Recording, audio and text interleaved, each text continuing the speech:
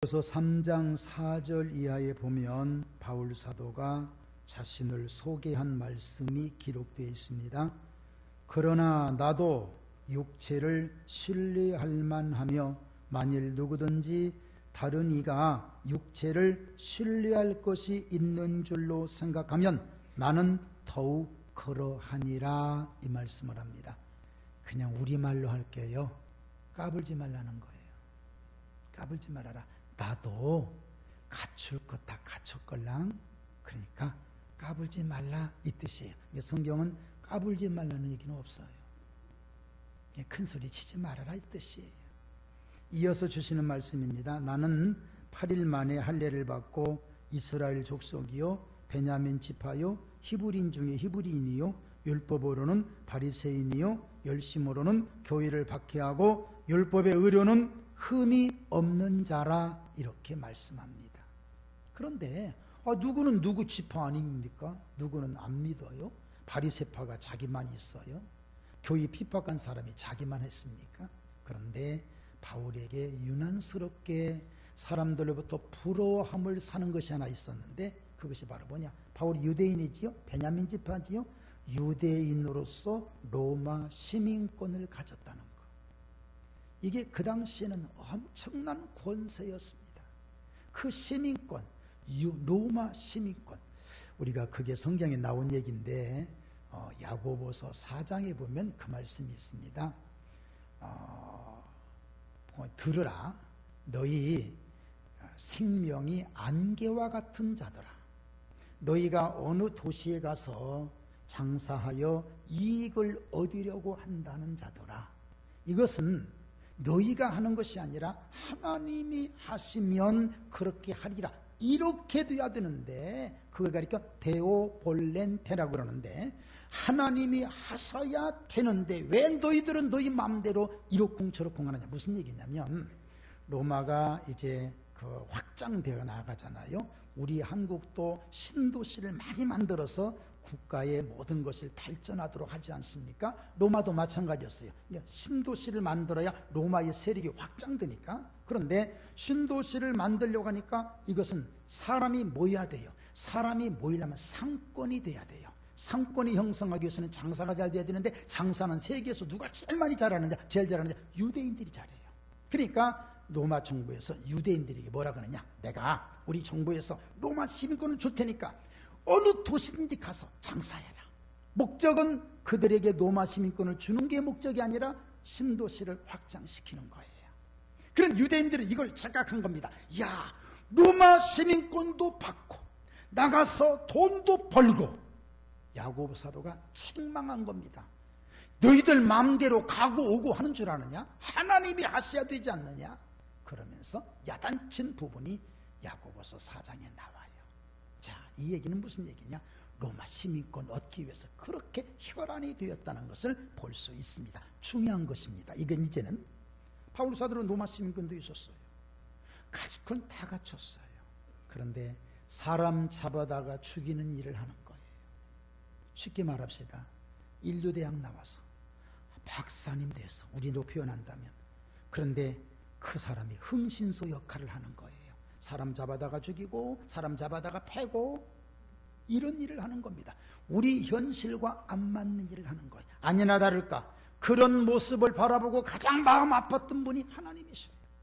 그래서 또다시 죄를 지으러 가는 그 사울을 다메섹에서 붙잡아서 가지 못하도록 만들고, 그 사람을 향하여 이렇게 표현합니다.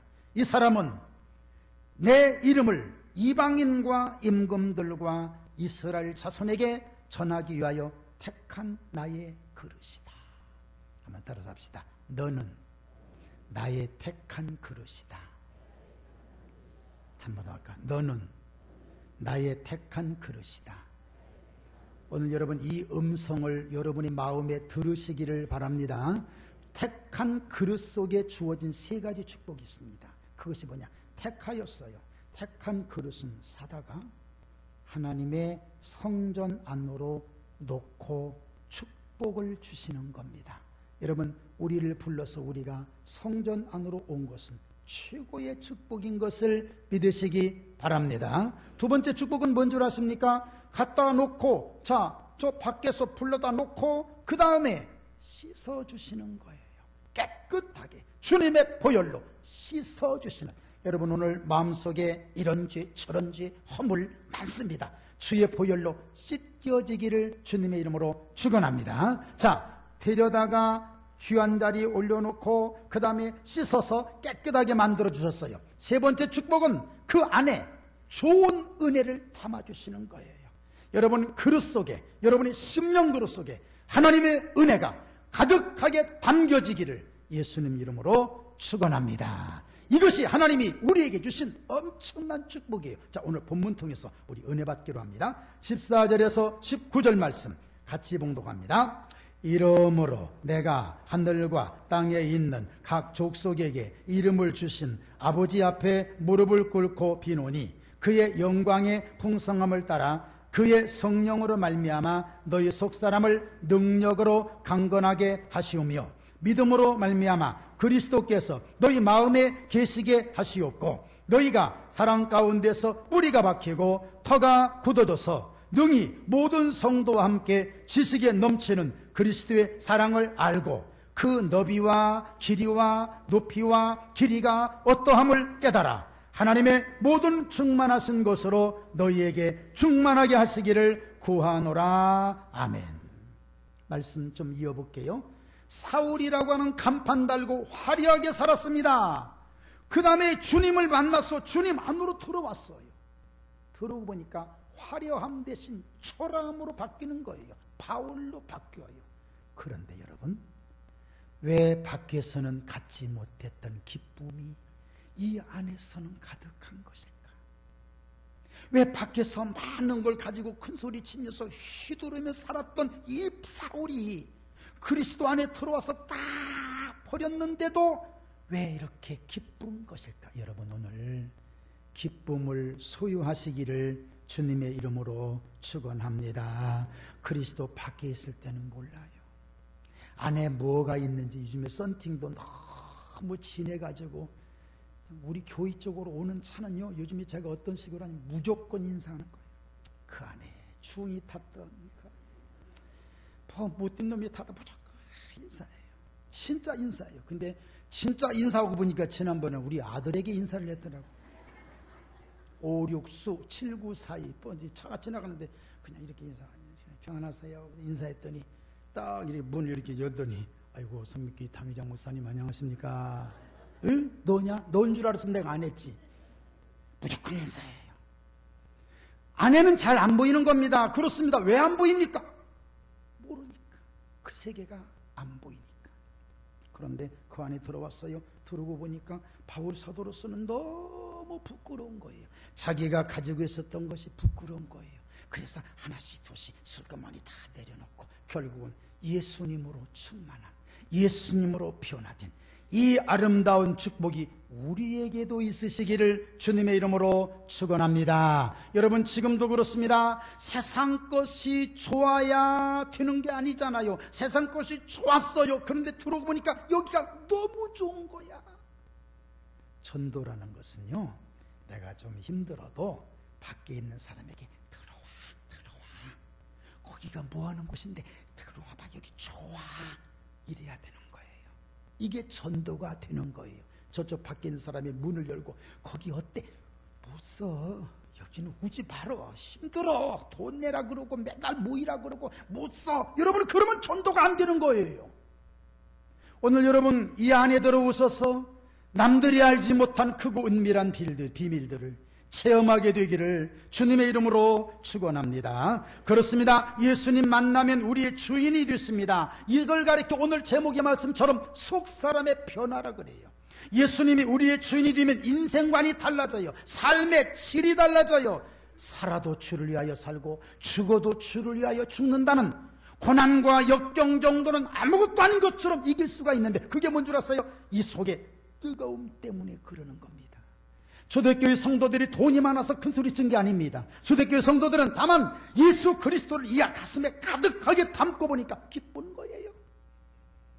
그것을 우리가 닮아서 그대로 행해야 될 줄로 믿습니다. 사랑과 희락과 화평과 오래 참음과 자비와 양선과 충성과 온유와 절제 같은 삶의 질이 달라져. 어떤 경우에서도 세상에서는 다 따져야 돼요. 다 따져서 막 청문회도 열고 그렇습니다. 근데 교회에 들어오니까 다 덮을 수 있고 용납될 수 있는, 바울 사도도 얼마나 따졌습니까? 따져서 안 되니까 결국은 죽였잖아요. 그런데 그가 고백한 것이 있습니다. 들어와서 보니까 주 안에서 기뻐하라. 내가 다시 말하노니 기뻐하라. 너희 관용을 모든 사람에게 알게 하라. 주께서 가까우시니라. 오늘 이런 축복이 있기를 바랍니다. 오늘 본문에 보니까 이제 바울 사도가 그리스도 안에 들어왔어요. 들어와서 이제 뭐라 그러느냐? 너희를 위해서 기도한다. 그런데 누구라고 얘기하냐면 하나님께서 각 사람에게 이름을 주셨다. 여러분, 이름을 주셨는데 우리에게 두 가지 이름을 주셨어요. 하나는 성도라고 하는 이름을 주셨고, 하나는 자녀라고 하는 이름을 주셨습니다. 성도는 수많은 사람 중에서 골라 뽑아서 세워준, 지금 교회를 말한다면 에클레시아입니다. 불러다가 성도라고 이름을 붙여주셨어요. 그리고 나서 자녀라고 하셨습니다. 여러분, 부모와 자녀 사이에 가장 중요한 것은 뭐냐면 부모와 자녀 사이는 다 해결되는 거예요. 무엇이든지 해결되는 관계가 바로 그거예요. 그러니까 여러분, 하나님을 아버지라고 부르시잖아요. 자부심 가지시기를 바랍니다. 지금 어깨를 빨리 펴서요. 어깨 활짝 펴서 저 따라서 하세요. 나는 하나님의 자녀다. 나는 축복받은 사람이다. 그러므로 나는 행복하다. 아멘. 다시 합시다. 나는 복받은 사람이다. 하나님의 자녀다. 그래서 나는 행복하다. 아멘. 그냥 하는 얘기가 아니에요. 세상 사람들이 알지 못하는 고백이에요. 이게 얼마나 멋진 것인지 몰라요. 이런 사람을 위해서 뭐라고 기도하느냐? 너희 속사람을 능력으로 강건하게 하시고 믿음으로 말미암아 그리스도께서 너희 마음에 계시게 하시고 모든 성도와 함께 지식에 넘치는 그리스도의 사랑을 알게 하소서. 그리고 나서 이렇게 기도합니다.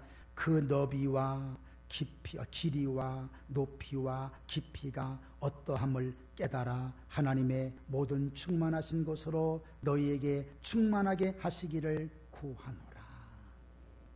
여러분 잘 들어보세요. 사랑이라고 하는, 믿음이라고 하는, 신앙이라고 하는 것이 한쪽 방향만 있는 게 아니잖아요.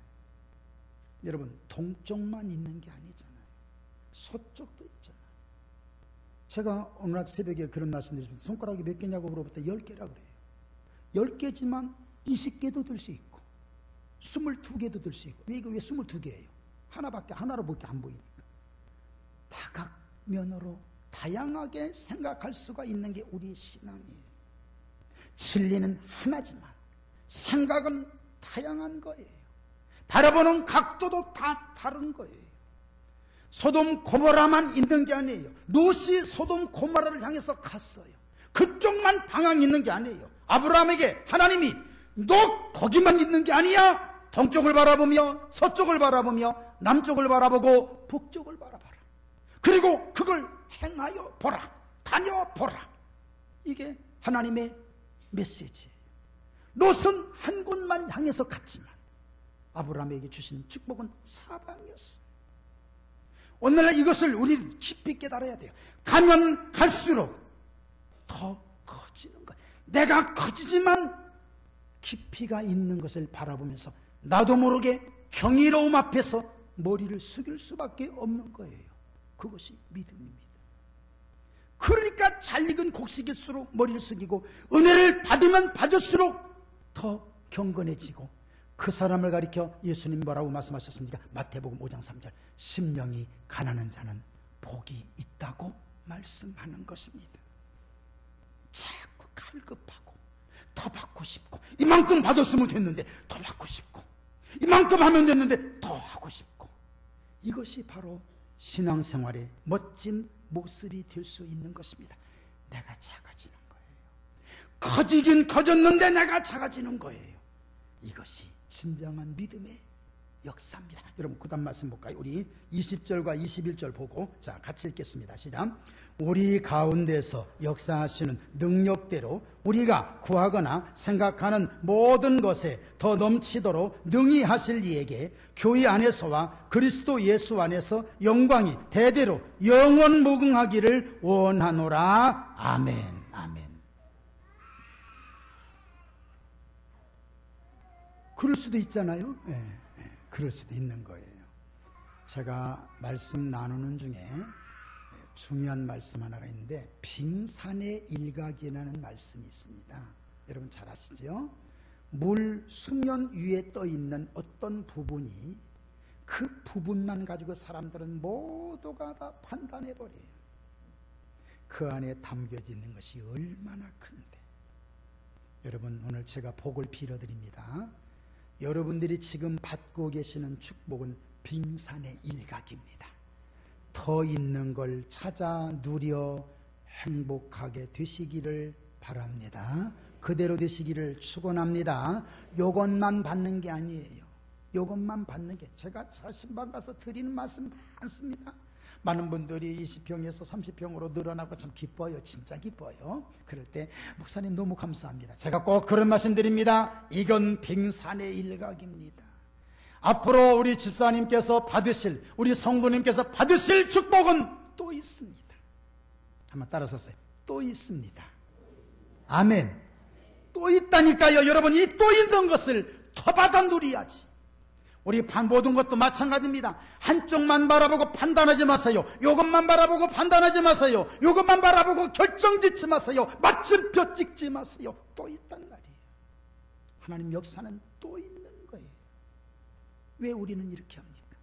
여러분, 우리가 잘 아는 다윗 참 여러분 똑같은 은혜를 받은 사람 아닙니까? 그런데 다윗은 은혜를 받아요. 은혜를 받을 때마다 그의 감탄의 소리가 늘 이어 퍼집니다. 제가 시편을 한번 찾아봤는데 제가 한번 8가지가 있더구만요. 시편 8편 1절 여호와 우리 주여 주의 이름이 온 땅에 어찌 그리 아름다운지요. 시편 31편 19절 여호와여 인생 앞에 베푸신 은혜가 어찌 그리 큰지요. 하나님이여 시편 36편 7절 하나님이여 주의 인자하심이 어찌 그리 보배로우신지요. 시편 84편 1절 만군의 여호와여 주의 장막이 어찌 그리 사랑스러운지요. 시편 92편 5절 여호와여 주께서 행하신 일이 어찌 그리 크신지요.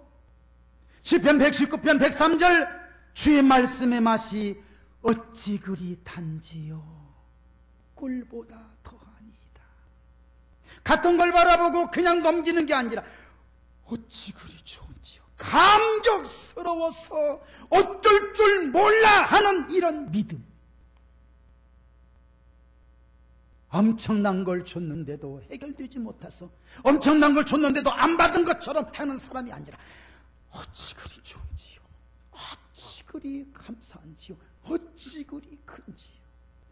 감격. 제가 삼감을 얘기했어요. 삼감. 홍시, 연시가 아니라 감사, 감격, 감동. 또 하나 늘어났어. 감탄. 어찌 그리 좋은지요. 어찌 그리 많은지요. 따라서 합시다. 어찌 그리 좋은지요. 어찌 그리 많은지요. 어찌 그리 큰지요. 어찌 그리 좋은지요. 아멘. 왜 우리에게는 이 감탄이 없단 말이에요. 불편한 진실, 왜 이러는 것일까요? 간단합니다. 내가 작아지기 때문에 그런 거예요.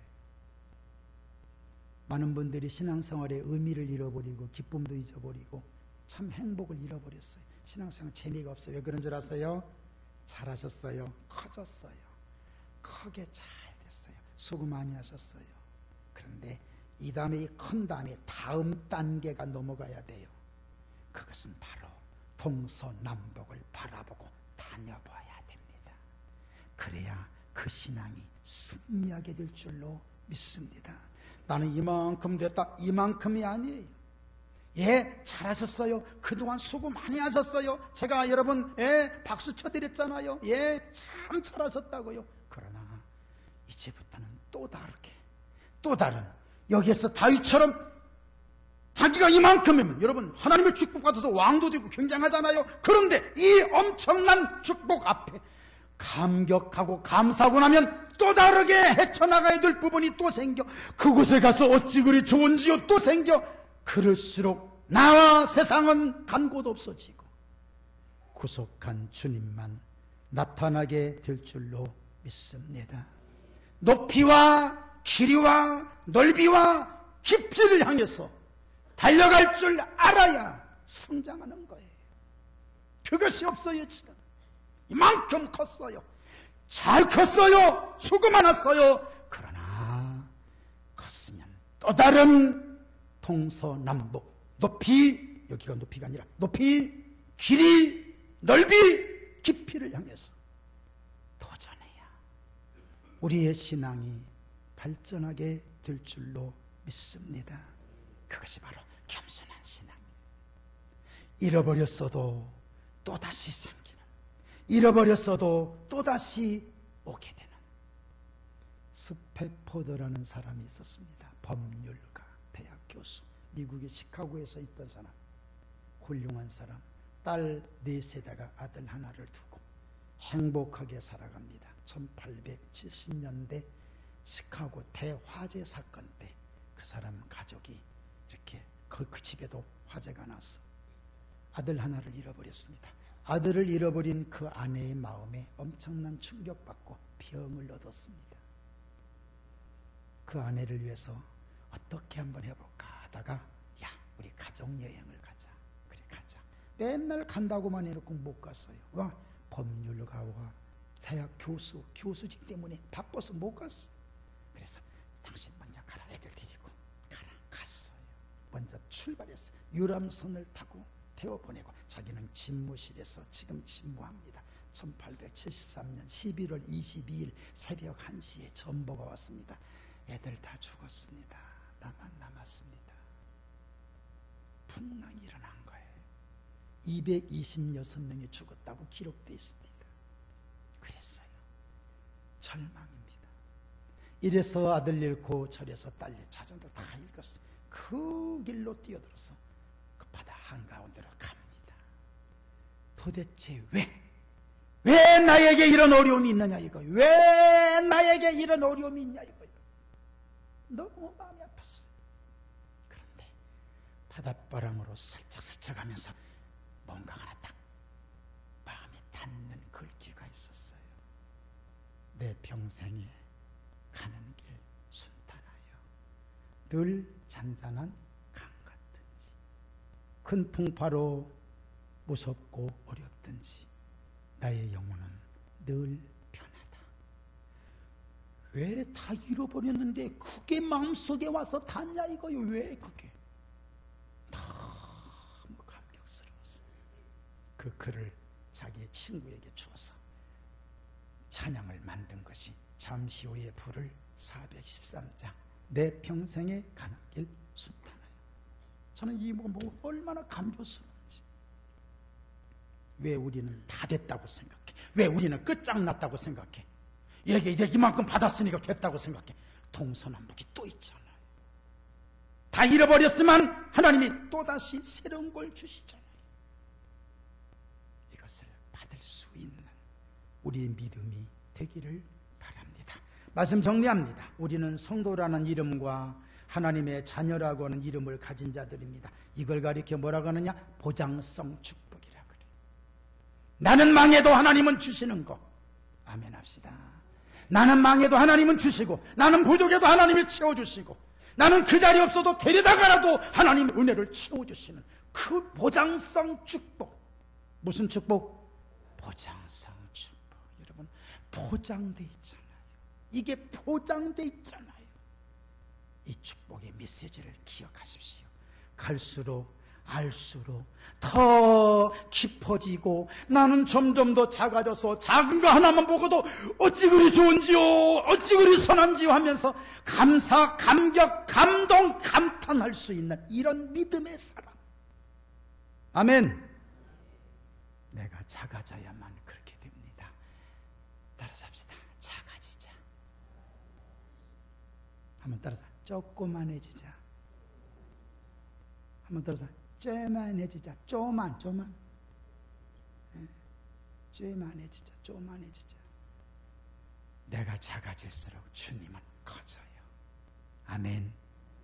교회가 그렇게 될 때 내 신앙도 살고, 내 신앙은 갑절의 축복, 갑절의 성장, 우리 가정은 갑절의 축복, 우리 교회는 갑절의 부흥, 그대로 이루어지기를 바랍니다. 통성으로 기도할까요? 하나님, 우리에게도 다 됐다고 하지 말고 동서남북을 바라보며 동서남북의 엄청난 은총을 생각하게 하옵소서. 동성으로 기도합니다. 살아계신 하나님, 은혜 고맙습니다. 주의 은혜로 이끌어 주심을 믿어요.